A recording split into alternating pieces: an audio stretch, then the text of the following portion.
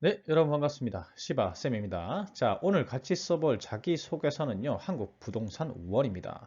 자, 유튜브 영상으로 항목 분석, 예상평가지표, 작성 전략 말씀드릴 거고요. 고정 댓글에 링크 보시면요, 작성 템플릿, 작성 예시 네이버 블로그에 게시가 되어 있습니다. 그래서 영상으로 이해를 하시고 이 템플릿 보시면서 작성하시면 되겠죠. 지금부터 한국부동산원 시작합니다.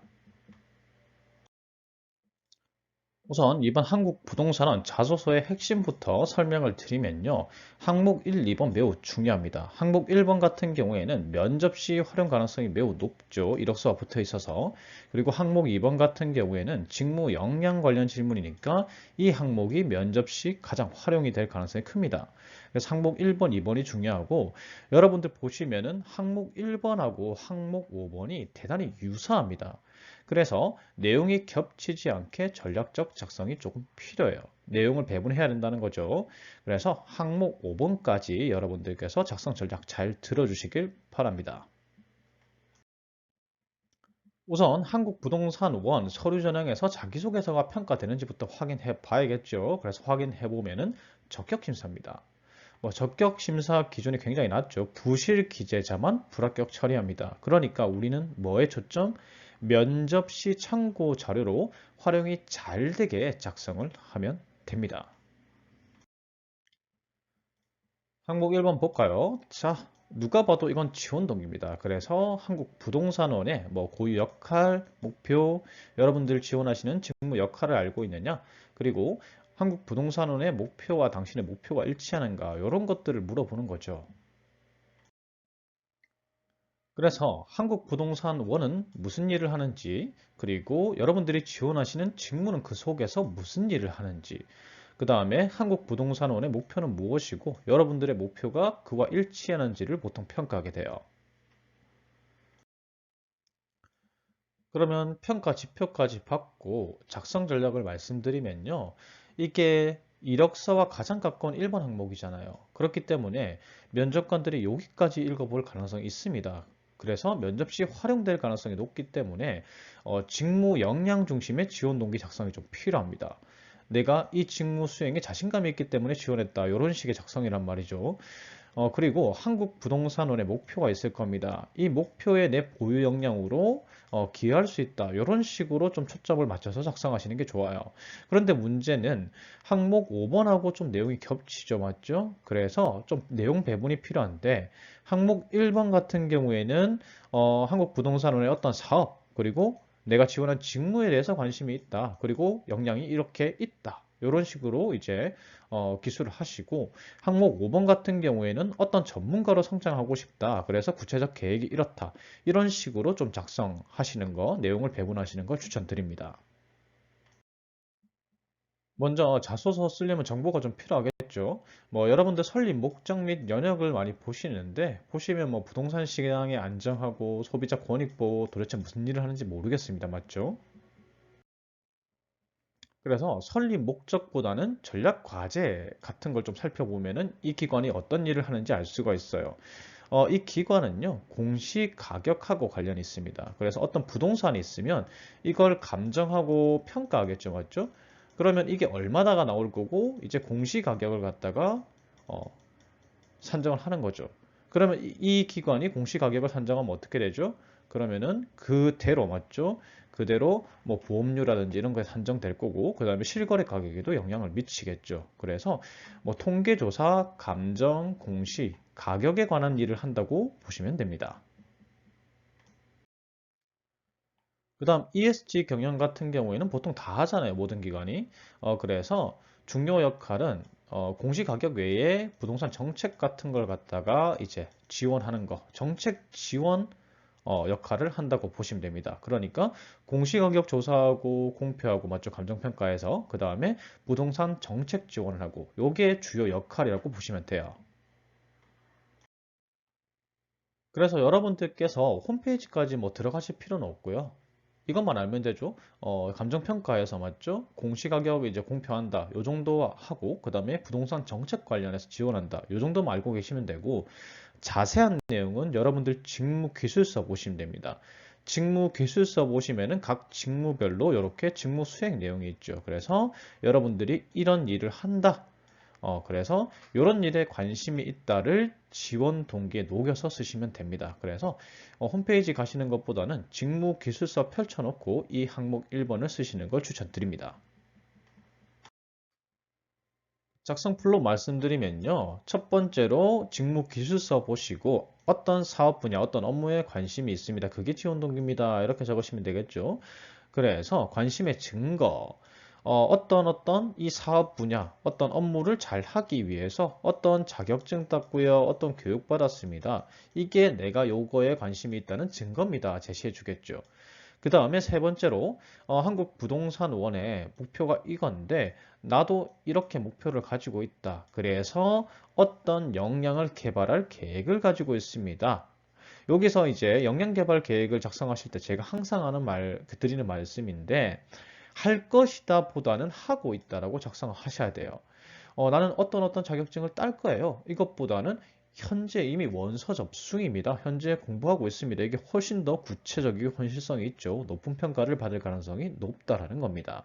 그래서 이러이러한 역량이 채워지게 되면은 한국부동산원의 목표에 기여할 수 있습니다. 자신이 있습니다. 이런 식으로 마무리하시는 거죠.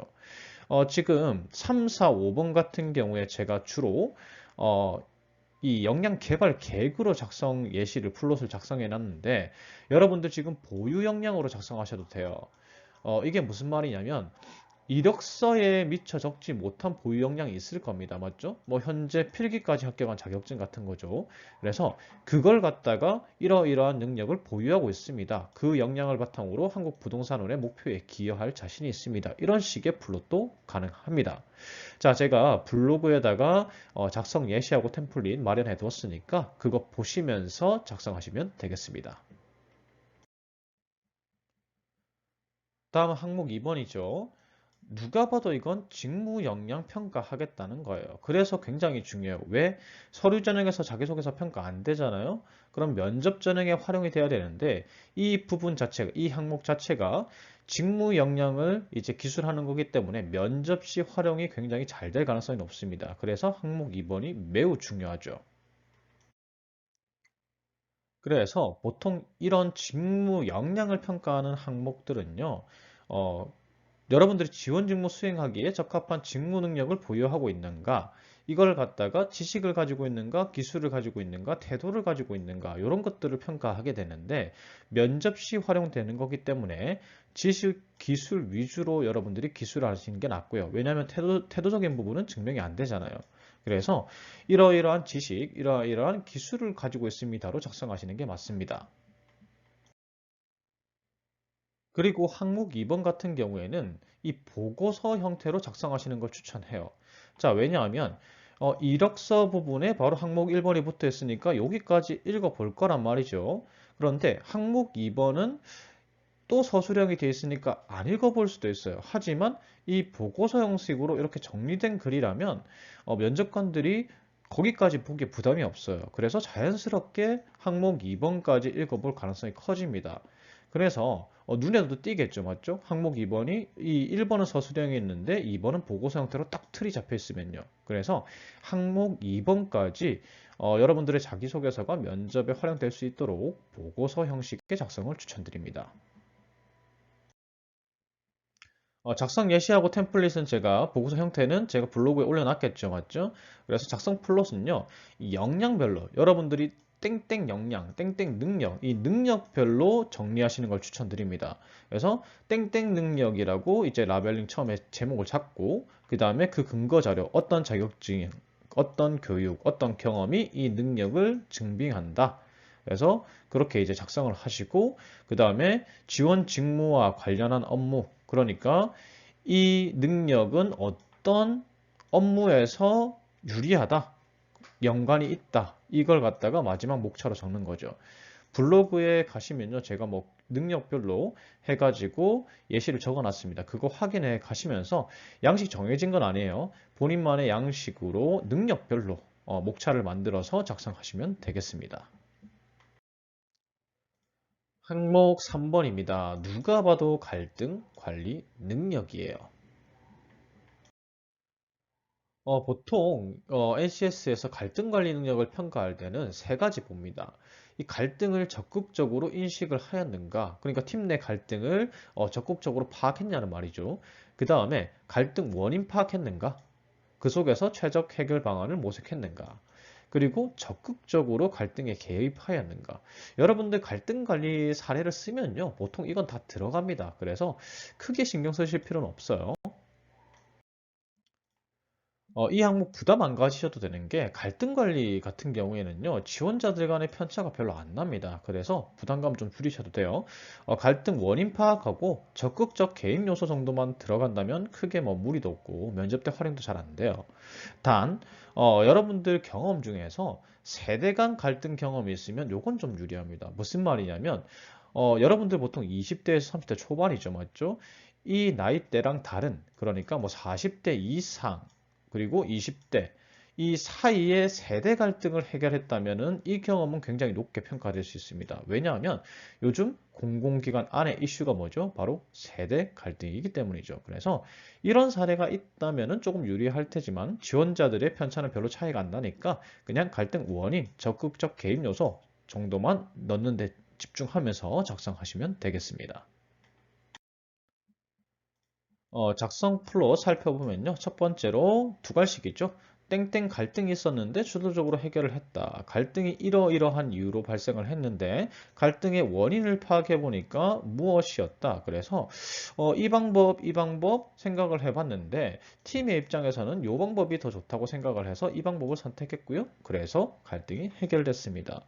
이 경험을 바탕으로 입사하여서도 갈등이 있는 경우 적극적으로 파악하고 적극적으로 개입을 해가지고 내가 해결하겠습니다. 해결할 자신이 있습니다. 이렇게 마무리하시면 되겠죠. 그래서 이 플로만 지키시면요. 크게 여러분들께서 손해보실 일이 없습니다. 제 블로그에 템플릿 작성 예시 마련해 뒀으니까 참고해서 작성해 보십시오.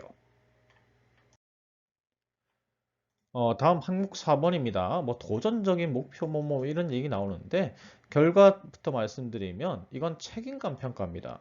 단 지금 이런 게 있죠. 본인 역량에 비해 어려운 과제다. 그러면은 당연히 이 이제 극복 과정에서 뭐가 들어가죠? 자기계발 능력이 조금 들어갈 겁니다. 그래서 자기계발 능력 살짝 넣어가지고 책임감 사례 좀 보여주세요. 이겁니다. 책임감 사례라는 게 뭐죠? 어려움이 있음에도 불구하고 끝까지 책임을 다한 경험, 이런 경험이 있는지를 물어보는 거죠. 그래서 어려움이 있음에도 불구하고 끝까지 자신의 책임을 다한 경험인데 이 와중에 극복 과정에서 자기 개발을 했는지 이런 걸 물어보는 겁니다. 사실 뭐 평가 지표는 볼 필요가 없어요. 왜냐하면 책임감 사례 없는 사람 없거든요. 맞죠? 어려움이 있음에도 불구하고 끝까지 해낸 경험만 있으면 되는 거예요. 그래서 항목 4번의 작성 전략은요, 간단해요. 책임감 발휘한 여러분들 사례가 있을 겁니다. 그런데 그 극복 과정에서 직무 능력 향상이 이루어진 사례를 갖다가 해주시면 됩니다. 그리고 직무 능력 향상 사례, 요게 반드시 들어가야 되는 이유가 면접 때 활용될 거잖아요. 맞죠? 하나라도 더 직무 역량을 보여주는 게 좋으니까 꼭 이 부분은 들어가는 게 좋습니다. 그래서 작성 플롯을 살펴보면요. 두 갈씩, 처음은 항상 두 갈씩이죠. 어떤 상황에서 책임감을 끝까지 발휘했다. 뭐 혹은 어떤 상황에서 끝까지 책임감을 발휘해가지고 어떤 능력을 향상시켰다. 이렇게 두 갈씩으로 작성하시면 되고요. 처음으로 이제 역할, 나는 이러한 역할이었고 어떤 상황이었다. 그래서 역할 수행하기가 어려웠다. 이런 내용이 들어가면 되겠죠. 그래서 나는 그걸 해결하기 위해서 직무 능력을 향상을 시켰다. 그럼 결과가 어떻게 돼요? 당연히 책임은 다했을 거고 이와 더불어 플러스로 덤으로 직무 능력이 향상됐겠죠. 마무리로 어떻게 하죠? 그래서 앞으로 내가 직무 수행함에 있어서도 입사 후에도 어려운 일이 있으면은 내가 능력 향상으로 끝까지 책임을 다하겠습니다. 요 정도면 됩니다. 이렇게 쓰시면은 이 과정에서 얻은 직무 역량도 표현이 되므로 면접에서 유리하게 작용을 하겠죠. 제가 블로그에 또 템플릿하고 예시 정리해 놨으니까 보시고 작성하시면 되겠습니다. 자, 마지막 항목입니다. 직업관 평가인데 항목 1번하고 좀 겹치죠, 맞죠? 처음에 제가 이 항목을 봤을 때 1번 항목을 안 봤다면 이거는 지원 동기라고 생각을 했을 거예요. 자, 그런데 1번의 항목 1번에 지원 동기가 있으니까 이건 직업관을 평가하는 항목일 겁니다. 그래서 직업관이라는 건 이런 거예요. 뭐 공공기관 직원으로서 적합한 직업관을 가지고 있는지, 그리고 이 부동산 원에 적합한 가치관을 지니고 있는지 이런 것들을 평가하는 항목인데 작성 전략을 말씀드리면요. 여러분들 한국 부동산원 인재상 한번 찾아보셨죠, 맞죠? 거기 보시면은 이 전문성이라는 게 굉장히 강조되어 있어요. 그래서 직무 분야 전문가로 성장 가능한 회사, 그런 회사를 나는 선택을 한다라는 것을 직업관으로 하시는 게 좋습니다. 이걸 선택하시는 게 가장 합리적입니다. 그리고 그에 따라서 내가 입사를 하면은 이런 식으로 성장할 겁니다. 이렇게 기술하시면 되겠죠. 여러분들 이 화면 다 보셨죠, 맞죠? 인재상이 있는데 여기 보면은 전문 역량 배양, 그 다음에 부동산 전문가 육성, 그러니까 되게 전문성 위주로 가치관이, 기업 가치관이 선정이 되어 있습니다. 이걸 활용해서 적는 거죠. 그래서 작성플로 말씀드리면요, 직무 분야 전문가로 성장할 수 있느냐 없느냐가 직장 선택의 저는 기준입니다. 그래서 한국 그 부동산원 인재상을 보면은 전문가 성장을 대단히 강조하고 있고, 그 다음에 직무 내용 자체가 내가 성장하기에, 내가 목표로 하는 전문가로 성장하기에 유리하다. 그래서 나는 이 한국 부동산원을 선택했다. 그래서 한국 부동산원에 입사해가지고 나는 이렇게 성장할 계획이다, 목표다. 그래서 이 목표를 달성하기 위해서 이런 계획을 세웠다. 자, 제가 한 번 더 말씀드리지만 항목 1번 할 때 말씀드렸죠. 할 것이다가 아니라 하고 있다로 작성하십니다. 제가 예시도 그렇게 적어놨어요. 그래서 이렇게 전문가로 성장하면은 당연히 한국 부동산원에 기여할 수 있지 않겠느냐, 기여하겠습니다. 이런 식으로 마무리를 하시는 거죠. 역시나 제 블로그에 작성 예시하고 템플릿 마련해 두었습니다. 보시면서 적으시면 되겠죠. 고정 댓글 링크에 있어요. 자, 제 안내가 도움이 되셨다면 구독, 좋아요 꼭꼭꼭 부탁드리겠습니다. 감사합니다.